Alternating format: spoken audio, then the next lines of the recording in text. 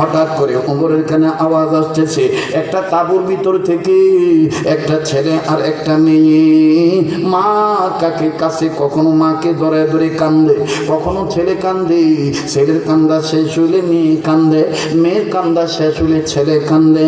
ও বাজান, ওমরের অন্তরে কথাটা আজ পইরা গেল, প্রভাব বিস্তার লাভ হইল, মোতা আসার হয়ে গেলেন।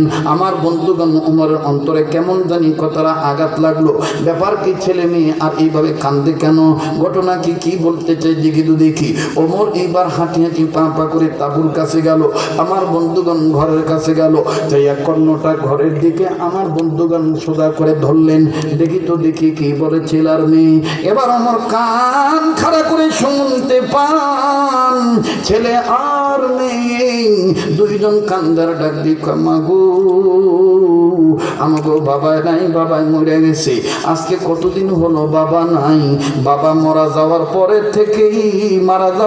থেকেই মনে হয় আল্লাহ পাক আমাদের জন্য ভালোই খানা খাদ্য উঠে নিছে, ভালো পোশাক পরতে পারি না।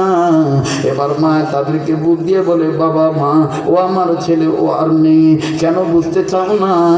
একজন বাবা হলো পরিবারের কর্তা, বাবা হইলো বটগাছ, বাবা যেই সংসারে থাকে না, ওই সংসারে বটগাছে তো থাকে না।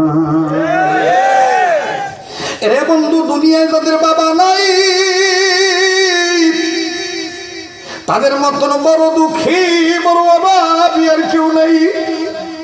আল্লাহর কসম করে বলি, আজও যখন বের হব